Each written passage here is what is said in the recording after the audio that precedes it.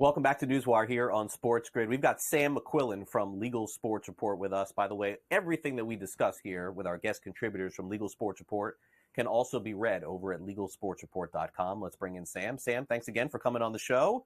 And let's just dive right in. So the big story over the last couple of weeks in the sports betting universe has been the idea that DraftKings comes out and says that they're going to put a little bit of a tax on your winnings. Very small amount that you won't notice, although small bettors notice everything, Sam.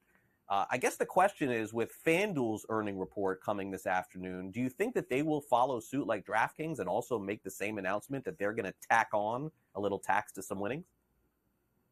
Yeah, Craig, if I had to predict what FanDuel is going to do here, I would lean towards them not doing a surcharge tax like DraftKings has announced in those states like Pennsylvania, New York, Illinois, and Vermont, where the taxes are above 20%.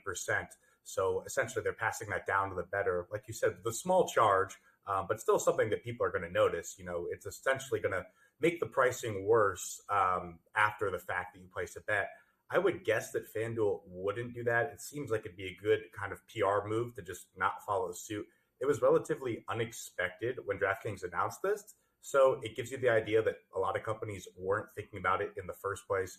Now, Flutter, the company that owns FanDuel, has a lot of experience across the world, unlike DraftKings does. So some Wall Street analysts have hypothesized that perhaps they've tried this elsewhere or contemplated doing it in other markets. They essentially have more data because, you know, Europe and Asia have had sports betting legally for a lot longer than the US. So they could draw on that, see if maybe it's worked there. A lot of people are also waiting to see, you know, if they do it, then is this going to mean that every other company then follows suit? You know, DraftKings and FanDuel are the two biggest players in the space.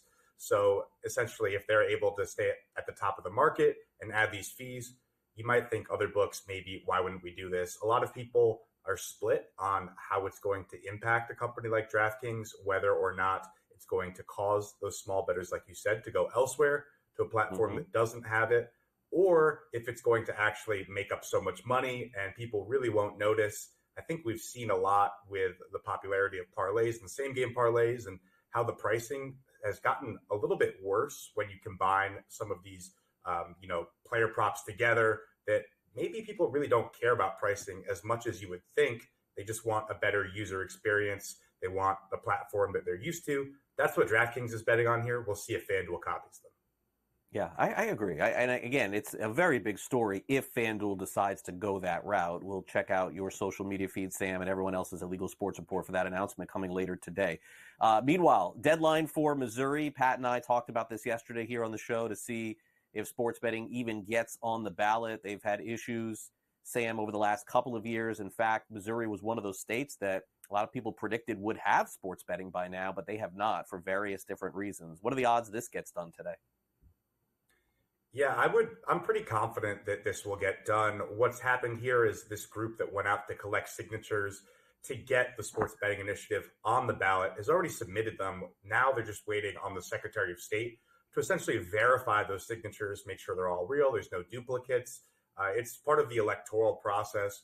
What you should regard today as is just kind of a procedural step to make sure it goes forward. But when that announces, it's then going to get the momentum forward for the actual campaign itself to get people on board to vote for sports betting. You know, it's one thing to get it on the ballot, but then, you know, like we've seen with California, it doesn't always work out just because you raise all this money. So you got companies like FanDuel, companies like DraftKings have raised almost $7 million just to get this done. Yeah. And I would say Missouri is probably more likely of a state to legalize this year than any other year, just because the focus is not as much on other states like California, states like Texas, states like Georgia. There's really not as many states left that are so close to legalizing sports betting, at least for a few more years.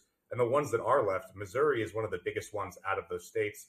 Like you said, people have kind of been questioning why it hasn't gotten done. There's essentially been one senator who has roadblocked a bill every time it gets passed through the House over an issue with video lottery terminals that he wants to get rid of in order for the casinos to make some more money. So it's all this political bargaining back and forth. But now that they're essentially going past the legislature and giving the power to the people to decide, it's much more likely because you don't have just this guy in the way the whole time. So I would look for later today. We'll have updates on whether or not it's going to be on the ballot. And then from then on, you go to the big race between whether or not people are going to vote for it or not. You're going to have a lot of money spent on both sides that want sports betting, sides that don't want sports betting. So Missouri should be a pretty interesting state to watch as far as the rest of the country goes this year.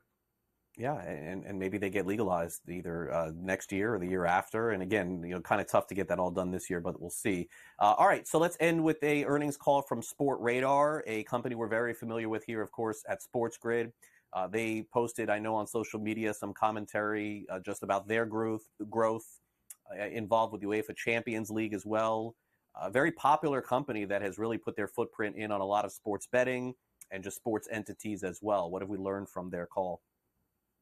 Yeah, Sportradar is continuing to grow their business, whether you're talking about betting, technology, their media partnerships, essentially trying to monetize the growth in customer outlook, in people interacting with sports through sports betting. They did a really good job this past quarter, raising revenue 29%, with US leading the way with 60%, which is pretty interesting given the fact that there weren't that many popular US sports this quarter. You saw a lot more popular sports across the world. You had the Olympics, obviously. You had the Copa America. You had the Euros, all sports that get a lot more, or events that get a lot more traction across the world. So the fact that they were able to grow the U.S. so much in what's usually a down quarter for U.S. sports is a pretty good sign for the rest of the industry, pretty good sign for the rest of the companies.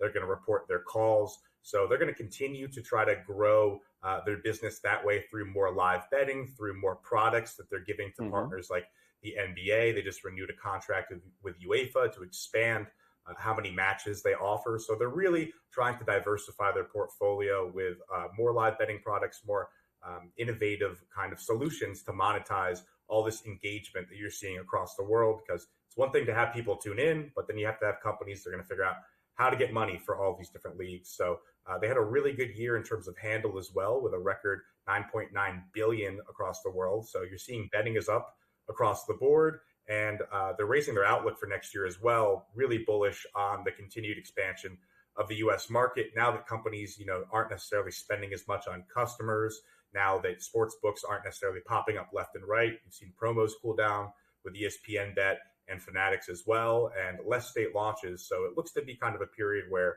they're going to really dig their heels in and try to deliver more growth on their product side, while their customers are able to spend a little bit more on that and a little bit less on customers.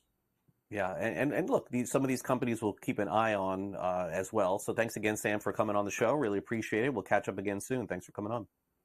Yeah, absolutely. Thank you, Craig.